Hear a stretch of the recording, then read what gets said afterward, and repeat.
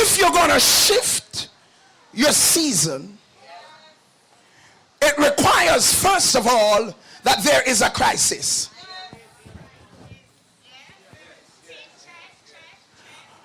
For if there's no crisis, you have no basis for a shift in the season.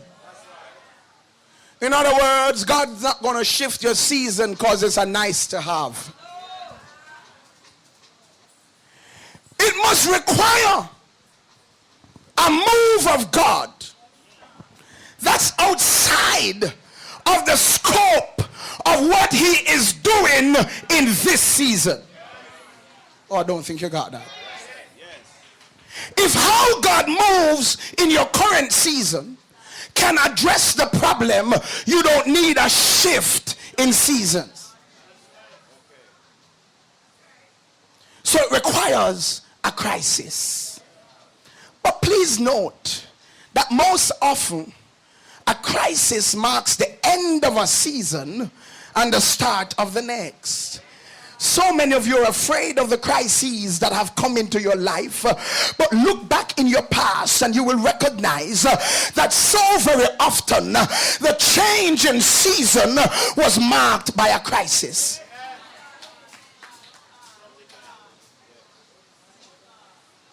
Touch your neighbor and tell your neighbor that crisis means you're ripe for a change. Secondly, you must seek God's intervention. Your season can't shift because you hope so. It will not shift because you believe it will. You've got to seek his intervention. You've got to make your request known. You've got to let him know what you really need to happen. Hebrews 4:15 and 16 says, for we have not a high priest which cannot be touched with the feeling of our infirmities, but was in all points tempted like we are, yet without sin. Touch your neighbor and tell your neighbor, your God knows how your pain feels. Oh, yeah. Touch your neighbor and tell your neighbor, the Lord understands your cry.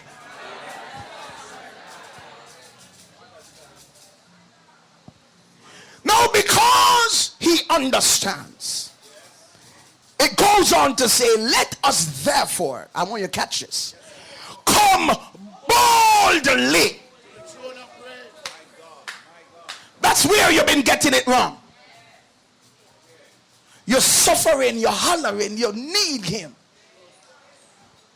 But you have a prophecy and you don't see it come yet. So you decide, well, I'm just going to have to wait because God said. You're dying, but you said, well, God said.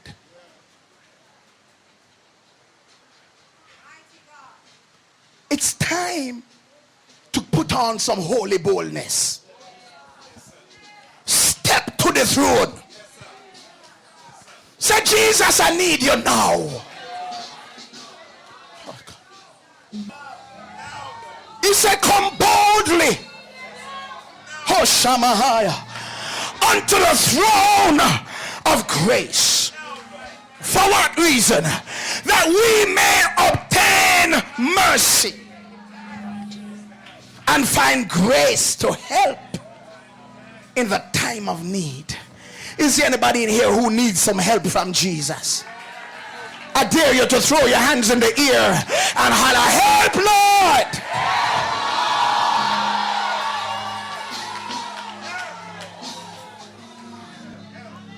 The final point on that is that you must trust God and act with unwavering faith, even if he doesn't answer. Or sounds like he's saying, not now. You've got to push past that if you're going to shift your season. Come on, Zion. The Don't you understand? We talk about global warming. Don't you understand that man didn't shift the seasons by one day doing something wrong? It was for time upon time upon time. Come on, somebody. Tell somebody, don't waver, don't waver, don't waver. Luke 18:1 says, and he spake a parable unto them to this end, that men ought always to pray and not to faint. Touch your neighbor, tell your neighbor, bring the season forward.